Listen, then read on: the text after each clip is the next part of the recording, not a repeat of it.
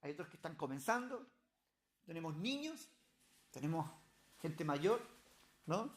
Tenemos diferentes edades, pero todos estamos llamados a crecer, a avanzar, a madurar, ¿no? ¿Con qué fin? Con el fin de que Dios pueda servir, para que nosotros podamos servir a Dios, para que le podamos ser útiles en las manos de Dios. Yo de verdad que ese es uno de los objetivos con los que siempre trabajamos y lo que hablamos en la escuela, en el ABC y lo que hablamos en la escuela de capacitación es que, mira, estamos llamados para ser discípulos que hagan discípulos y el objetivo de Dios es que le sirvamos. No solamente que nos alimentemos, sino que le sirvamos. Por eso es que necesitamos madurar, crecer, avanzar, para poder servir al Señor. No podemos servir al Señor si no maduramos. O nuestro servicio va a ser débil, nuestro servicio se va a derrumbar el día de mañana. Todo lo que hagamos, si no hay una buena base, una buena estabilidad. Y uno de los aspectos que ya hemos hablado el domingo pasado, basándonos en Hechos, capítulo 2, versículo 42, cuando sacamos esta fotografía, ¿no?, de allí, de la iglesia del primer siglo, ¿no?, la iglesia primitiva, dicen algunos, ¿no? Primitiva me suena como la época de las cavernas, ¿no? Así, los primitivos ahí, ¿no? Aquí se refiere a la iglesia del primer siglo, ¿no? La primera iglesia, lo primario allí, cuando nace la iglesia, ¿no? Uno cuando ve eso, uno ve, vale, ¿qué ingredientes tenía esta iglesia que estaba creciendo, que estaba avanzando? ¿Cuáles eran las características? ¿Dónde estaba el equilibrio que les permitió crecer de una manera rápida en el primer siglo? Dice que perseveraban en la doctrina, ¿no?, de los apóstoles, en la comunión, los unos con los otros, en el partimiento del pan y en las oraciones también. Ahí oraban. Una iglesia que tenía doctrina, que tenía comunión, que compartían y también que oraban. Y el domingo pasado hablamos de eso, de la importancia de la oración. Y hablamos del caso de Pedro, ¿no?, cuando fue encarcelado y la iglesia hacía oración a veces, de repente, cuando se acordaba. No, sin cesar. Se comprometieron y entendían de que era la oración era clave, en este caso, para la situación que estaban viviendo. Era clave, era fundamental. Entonces, cuando uno hace una fotografía de este versículo, uno se da cuenta que te muestra ingredientes que son los que ayudan a que la congregación madure, crezca, y también no solo la congregación, sino que nosotros también poder crecer y madurar junto con la congregación, porque al fin y al cabo, la maduración de una congregación no es otra cosa que la expresión de la madurez de sus miembros. No es otra cosa. Cuando una iglesia no madura es porque los miembros no han madurado. Cuando una iglesia no crece es porque los miembros no han crecido, ¿no? Es una expresión de eso. Entonces hablábamos de la expresión, de la experiencia de la oración. En esta mañana yo quiero enfatizar otro aspecto que yo veo allí. Y el aspecto está en que ellos perseveraban en la doctrina de los apóstoles. Perseveraban en la doctrina de los apóstoles. Hechos capítulo 5, versículo 42, Hechos 5, 42, dice: y todos los días en el templo y por las casas no cesaban, ¿de qué? De enseñar y predicar, ¿a quién? A Jesucristo. No cesaban de enseñar y predicar. Si se dan cuenta, son dos componentes diferentes. Uno es enseñar y el otro es la predicación. La iglesia del primer siglo dice que perseveraba en la doctrina de los apóstoles. Era gente que estaba expuesta a la enseñanza y a la predicación de la palabra.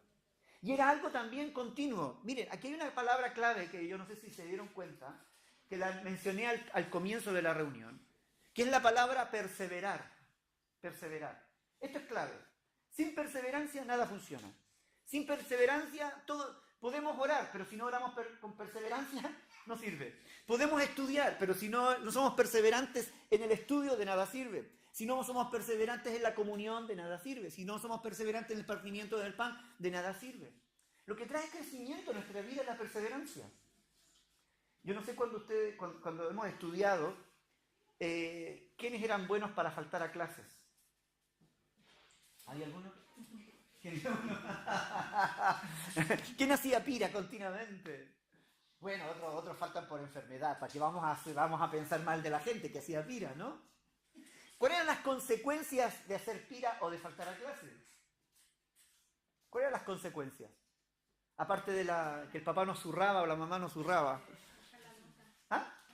bajaba las notas, ya, pero bajaba las notas porque el profesor era malo y decía, como no has venido te pongo un 1. Bueno, también puede ser, ¿no? Nos castigaban con las notas. No aprendías, no crecías, había falta de continuidad.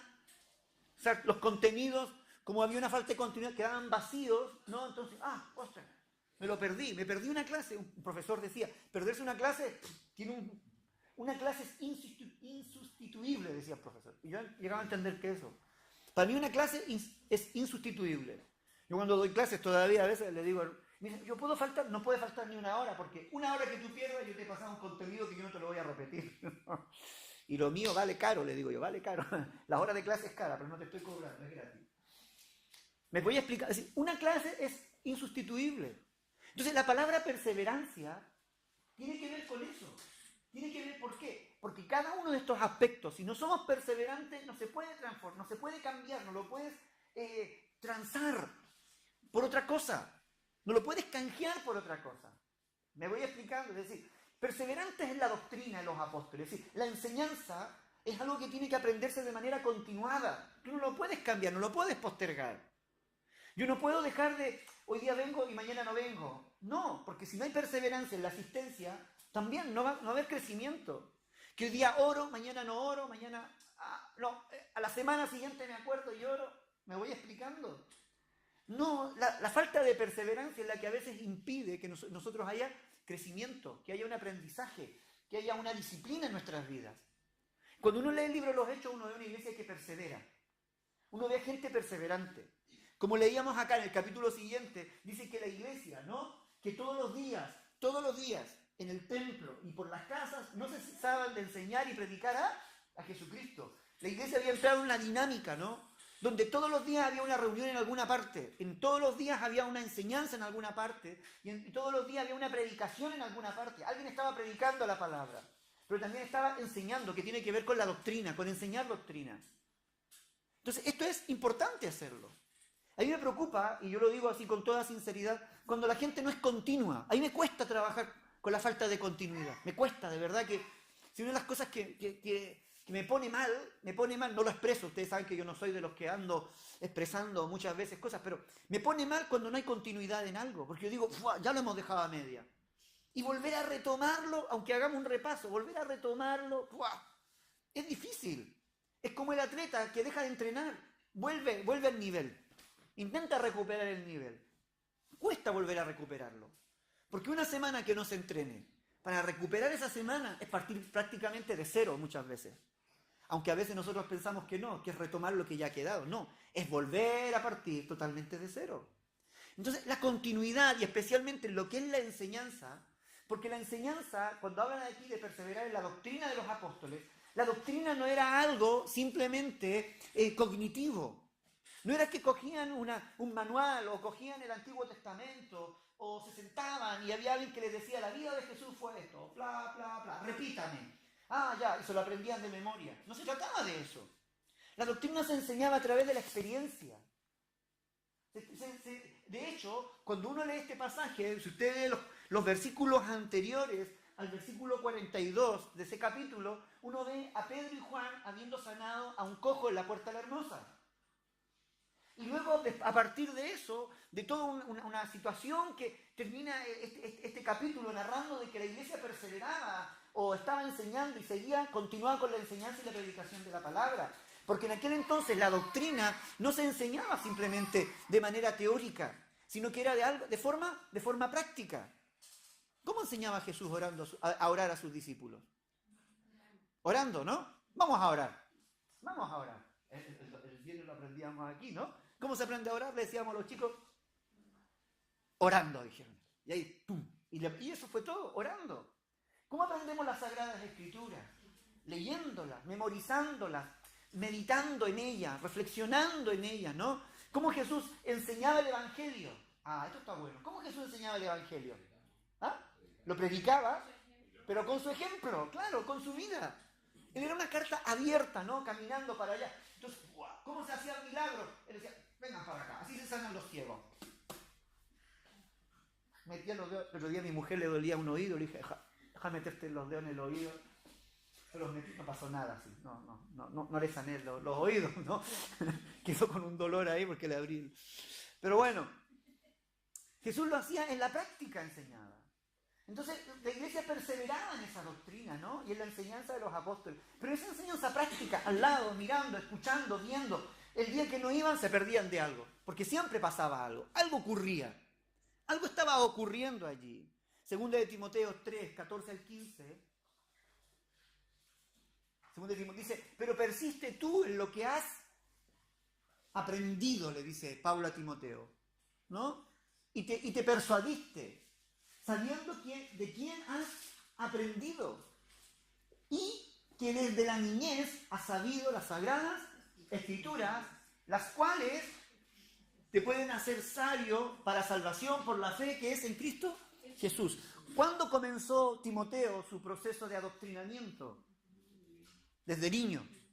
Que desde niño ha sabido las sagradas Escrituras. Desde niño él veía a su madre, veía a su abuela, seguramente con la Biblia abierta, toda subrayada, ¿no? Bueno, no estaba la Biblia en aquel entonces, pero algunos manuscritos por ahí. La mamá compartiendo, hablando, enseñando, repite conmigo, Timoteo, vamos a orar juntos, Timoteo, mira lo que dice la Biblia, Timoteo, mira lo que dice las Escrituras, mira lo que se habla de Jesucristo, Timoteo, entiéndelo, escúchalo, porque desde tu niñez has sabido las sagradas Escrituras. Es decir, tiene que haber vivido una vida como a los pies de algún rabino o alguna cosa también, porque las Escrituras ahí se refiere al Antiguo Testamento, pero era alguien que desde pequeño aprendió, pasó por el proceso del aprendizaje.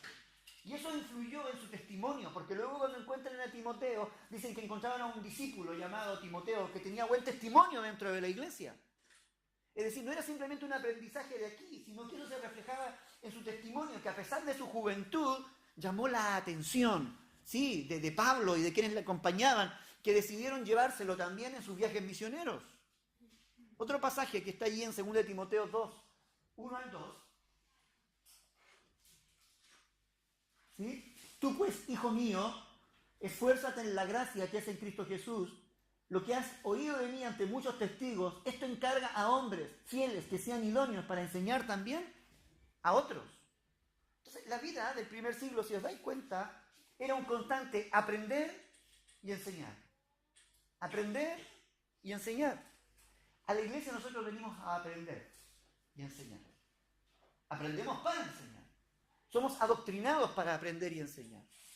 Pero para eso necesitamos hacerlo, como dice aquí, con perseverancia. ¿Qué cosas la iglesia del cuál era la doctrina del primer siglo? Y aquí yo me quiero detener un poquito.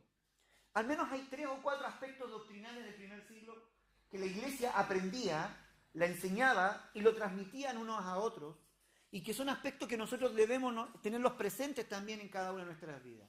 El primero yo lo encuentro en Hechos capítulo 2, versículos 32 al 36. Esto era lo que enseñaban entre ellos, ¿no? Hechos capítulo 2, versículo 32 al 36. Podéis leer más después en casa.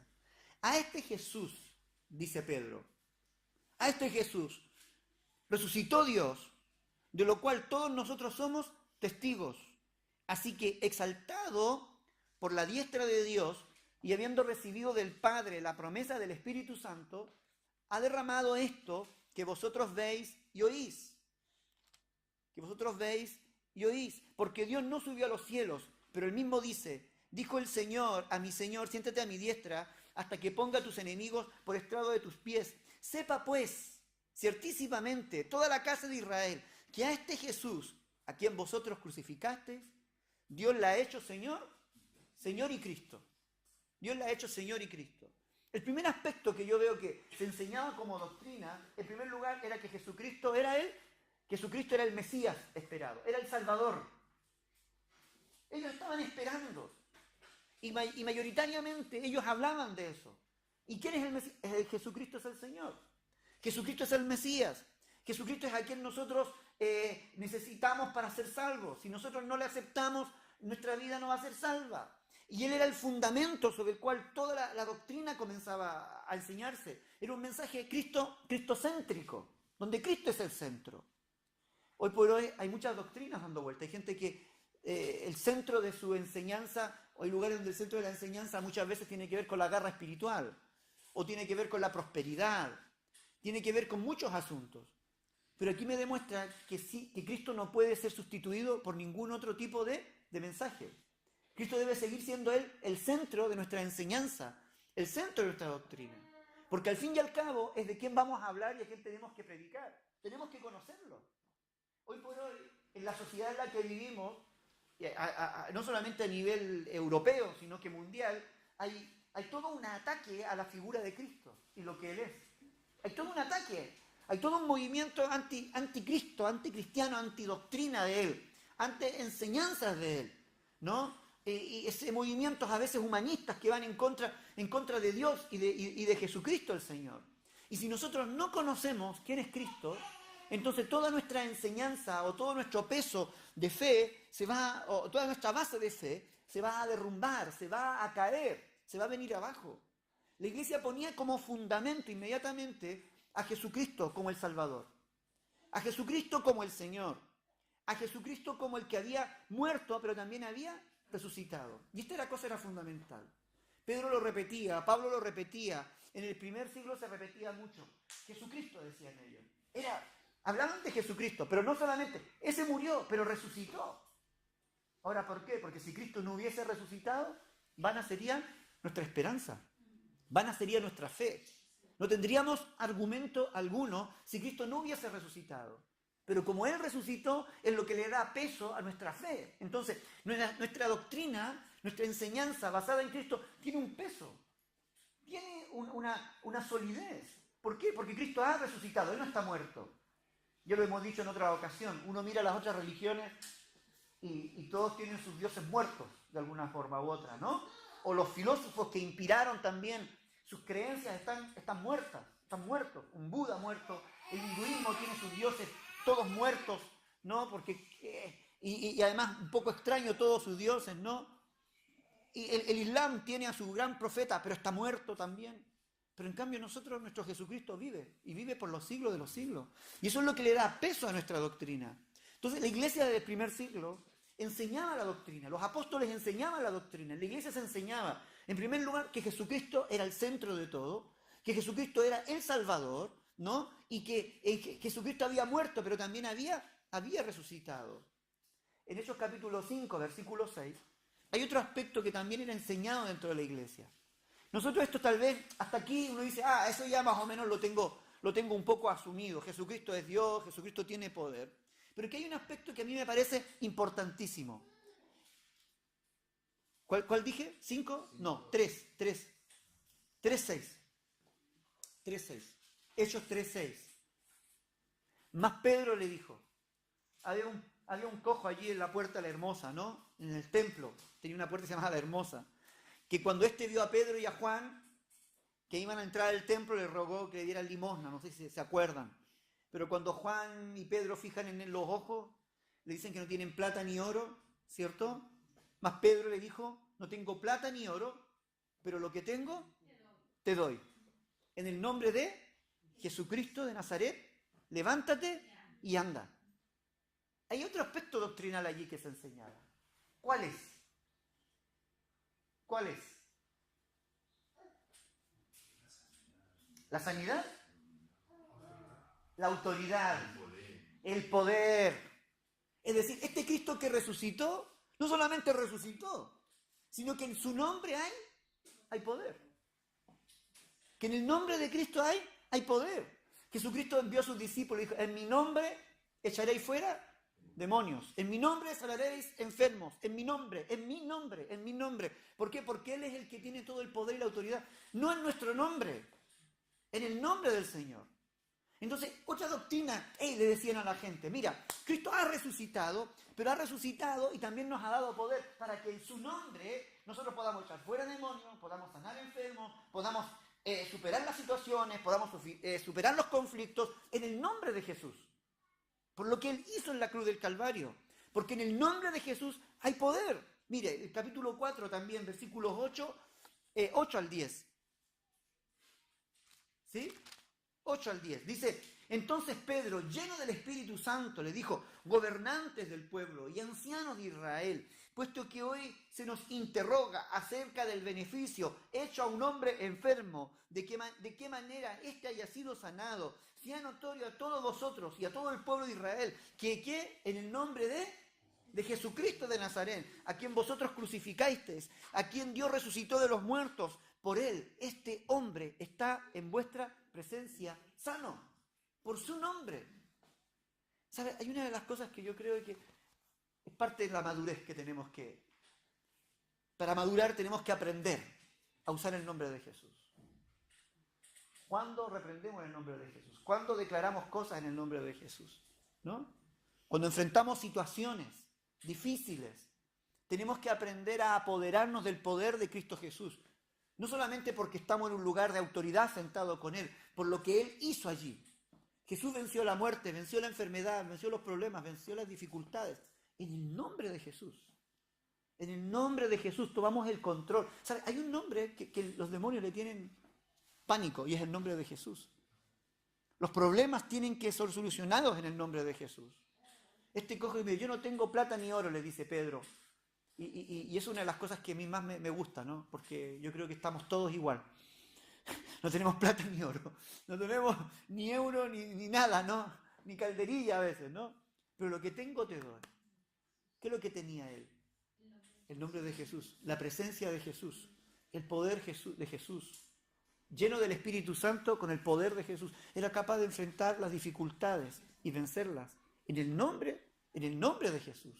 Entonces, se enseñaba a Cristo resucitado y luego se le enseñaba a la gente también a que en el nombre de Jesús podían vencer la enfermedad, que el nombre de ese Jesús resucitado iba a traer liberación. Ahora, es interesante esto del nombre de Jesús, porque no tiene que ver simplemente con que yo uso el nombre por usarlo, ¿no? No, por ahí unos se levantaron en el nombre de Jesús que predica Pablo, te reprendemos, le dijeron a un endemoniado. Y el endemoniado le saltó encima, ¿no? Y en vez de liberarlo, tuvieron que liberar a al otro para que, los hijos del Seba, ¿no? Para que el endemoniado no lo atormentara. ¿Dónde estuvo el problema? Es que cuando tú hablas en nombre de Jesús, tú vas de parte de Jesús. Y para eso tienes que estar alineado con Jesús. O si no es efectivo el nombre de Jesús. Hay mucha gente que dice: no, en el nombre de Jesús yo lo hago. Ya, pero Jesús te mandó. Pero estás alineado con Jesús. Estás en el mismo orden de Jesús. Estás viviendo en santidad. Estás viviendo en obediencia. Es decir, tú no puedes usar el nombre de Jesús si no estás viviendo en obediencia. No puedes decir: no, yo lo hago en el nombre de Jesús, cuando es tu propio plan. Ni siquiera se lo has preguntado a Jesús si es el plan de Él. ¿Sí? No, yo lo hago en el nombre de Jesús. No. Mira, si no está alineado con Jesús, si la vida no está alineada con Jesús, olvídate, por muchos nombres que uses, Satanás te va a mirar y te va a decir: tú no tienes autoridad para usar ese nombre. Tu cheque no tiene fondo. Esa firma no vale de nada. Esa firma es falsificada. Porque no es Jesús que está firmando. Eres tú el que está usando su nombre. Eres tú el que está usando su nombre, incluso en vano, ¿no? En vano. Los demonios reconocen el nombre de Jesús, pero también reconocen cuando está siendo usado por la persona correcta, de la forma correcta. Y parte de la doctrina y parte de la enseñanza que nosotros tenemos que tener y tenemos que aprender es también a usar el nombre de Jesús.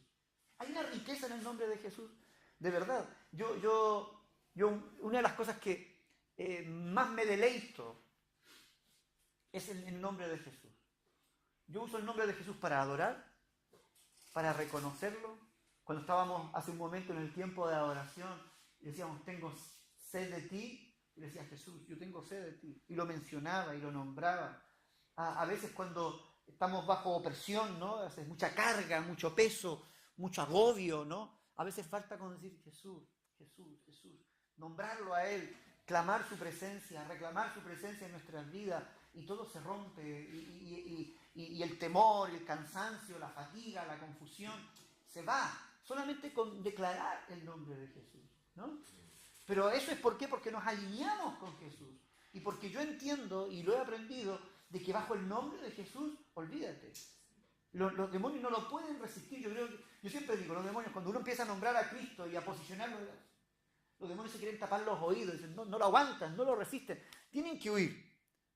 Porque ese nombre es el que los ha avergonzado, ¿no? Es el nombre del cual se dobla toda rodilla, en el cielo y la tierra y debajo de ella. Se dobla esa rodilla. Reconocen que Jesucristo es el Señor, ¿no? Entonces, usarlo es imprescindible, es necesario, es bueno, es saludable nombrarlo. Y es un mecanismo también, ¿no? Cuando enfrentamos situaciones complejas, a veces de liberación, de restauración, orar en el nombre de Jesús.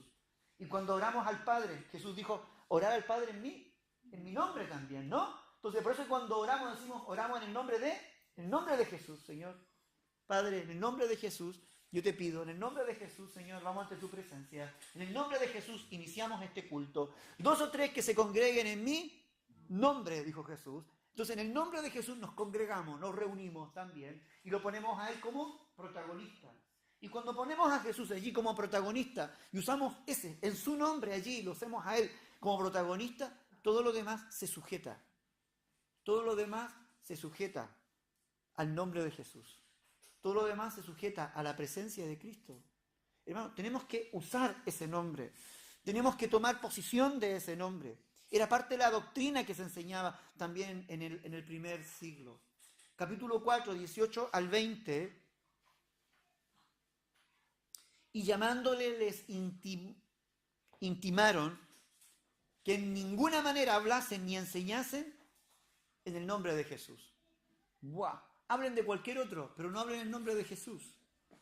¿No es un poco lo que a veces el enemigo quiere coaccionarnos? Mira, hablemos de todo, pero no nombremos a Jesús. ¿Sí? No nombremos a Jesús. Hablemos de los buenos principios que Jesús enseña, pero no hablemos qué es Jesús. Enseñemos los principios, pero sin mencionar a Cristo. ¿Me voy explicando? Demos consejos bíblicos, pero no mencionemos a Cristo. ¿Sabían que hay muchos, ¿cómo se llaman estos? Conferencistas que dan motivacionales, ¿no? Muchos conferencistas motivacionales que usan principios cristianos, pero no mencionan a Cristo. No mencionan a Cristo. No mencionan la fuente. Por ahí están lamentablemente fallando a la autoría, ¿no? Porque no se lo inventaron ellos, eso sale de la Biblia, ¿no? Eso puso Cristo allí. Pero otros lo hacen como una manera, dicen ellos también, de no ser tan directos, no mencionar a Cristo. Un día yo entendí esto. Al diablo no le importa que tú enseñes principios. Al diablo no le importa que tú enseñes evangelio, inclusive. No importa que enseñes la Biblia, lo que el diablo quiere impedir es que tú menciones a Cristo. Que saques a Cristo del escenario. Que Cristo deje de ser el protagonista, que las luces dejen de alumbrarlo a Él. No sé si se ha fijado en eso. Y eso es lo que lucha la corriente de este mundo. Para que Cristo no ocupe la prioridad de nuestras vidas. ¿Cuántas veces cuando tú oras oras a Cristo Jesús? Y lo haces en el nombre de Cristo. ¿Cuántas veces cuando tienes una dificultad realmente acudes a Cristo? ¿O lo buscas otras alternativas? ¿Te has dado cuenta que Cristo deja de ser protagonista muchas veces en nuestra propia oración, en nuestra propia alabanza, deja de ser protagonista en nuestras propias reflexiones? Claro, porque la corriente de este mundo lo que está buscando es sacar a Cristo del protagonismo. Porque a ese nombre es al que el enemigo le tiene temor, le tiene miedo. Hablen de todo, pero no mencionen a Cristo. Hablen de cosas, de mensaje positivo, pero no mencionen a Cristo. Hablen de buenas intenciones, pero no mencionen a Cristo. Entonces les llamaron a ellos, les intimaron que en ninguna manera hablasen ni enseñasen en nombre de Jesús. Entonces aquí me gusta, Pedro y Juan respondieron y le dijeron, juzgad si es justo delante de Dios obedecer a vosotros antes que a Dios. Porque no podemos dejar de decir lo que hemos visto y oído. Juzgaros vosotros. ¿A quién obedecemos? ¿A ti o te obedecemos a Dios? ¿A quién obedecemos? Ahora yo pregunto, ¿cuál es el deseo de Dios? ¿Que hablemos de qué? De Cristo. El deseo de Dios es que hablemos de Cristo. El único que no quiere que hablemos de Cristo es el mundo. El único que no quiere que hablemos de Cristo es Satanás. Porque les carcome, les incomoda el nombre de Cristo. Les pone en aprieto el nombre de Cristo. Entonces, no solamente, si os dais cuenta, no solamente se hablaba de un Cristo resucitado, no solamente se hablaba del poder en el nombre de Cristo, sino también se enseñaba a usar ese nombre de Cristo. Se enseñaba que ese nombre tenía que ser usado, tenía que ser proclamado. Hermano, no te calles, le decía. Sigue hablando de Cristo. Sigue mencionando a Cristo. Que Él aparezca en tus conversaciones, en tu diálogo, que aparezca la persona allí, que esté allí el nombre de Él mencionado. Y cuando te quieran hacer callar, tú evalúa. ¿A quién es mejor obedecer? ¿A Dios o a los hombres? Pero no te calles, habla de Cristo, ¿no? Habla de Cristo.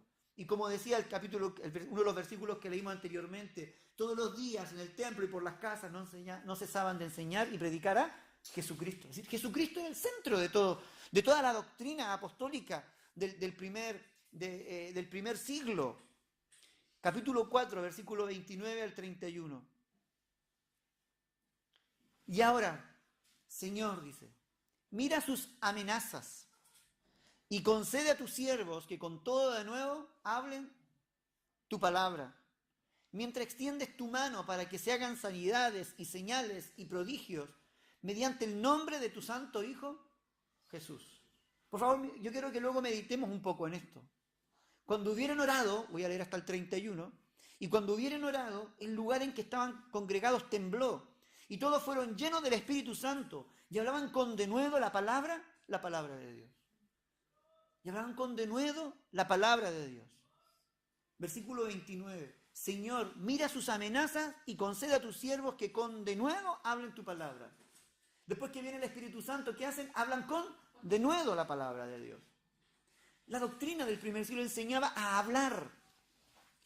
Yo creo que hay algo que nosotros a veces callamos demasiado.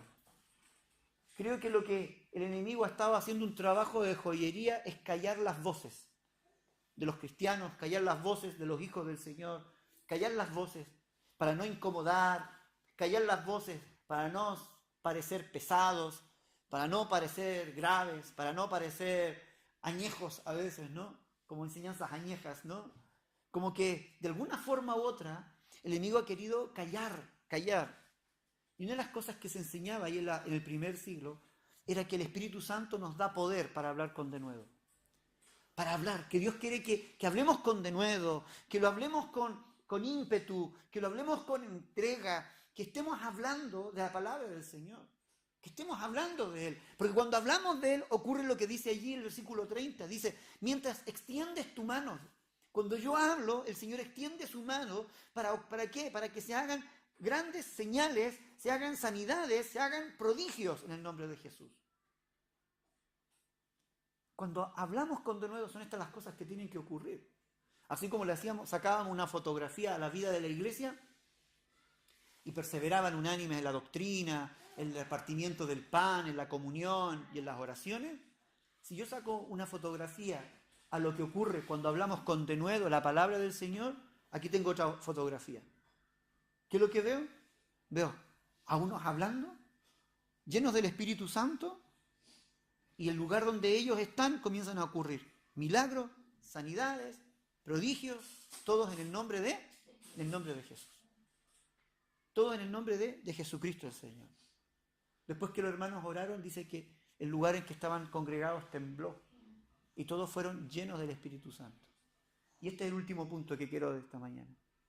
Una parte de la doctrina era, tienes que ser lleno del Espíritu Santo. Tienes que ser lleno del Espíritu Santo. Y permítanme explicarlo de la siguiente manera, o al menos poner esto allí, el siguiente énfasis. Lleno no solamente como alguien que obedece al Espíritu. Aquí yo no lo veo simplemente lleno como alguien que obedece al Espíritu y que dice, vale, Señor, yo... Porque la palabra lleno también significa vivir en obediencia a la voz del Espíritu. Una vida llena del Espíritu vive en obediencia, vive en sujeción a la vida del Espíritu. Pero yo aquí veo el poder de Dios obrando de una manera, obrando en valentía, obrando en elocuencia, obrando en palabra para poder hablar de Jesucristo y poner el énfasis en Jesús. Una de las cosas que le llama mucho la atención a las personas cuando a veces hablamos, no cuando a veces, sino cuando predicamos la palabra, es la autoridad con la que hablamos. Es la claridad con la que hablamos. Es la profundidad con la que hablamos. Algunos dicen, tus palabras son verdaderas dagas, ¿no? Así que llegan al corazón.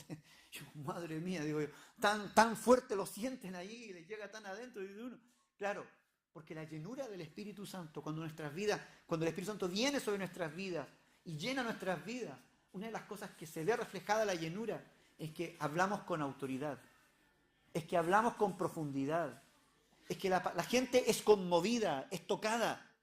Imagínense a Pedro, recién con el Espíritu Santo viniendo sobre su vida, ¿no? Lleno del Espíritu, se levanta, habla de Jesucristo resucitado, lo mismo que hemos hablado nosotros, habla en el nombre de Jesús, y la gente dice, ¿qué podemos hacer, Pedro? ¿Qué podemos hacer para ser salvos?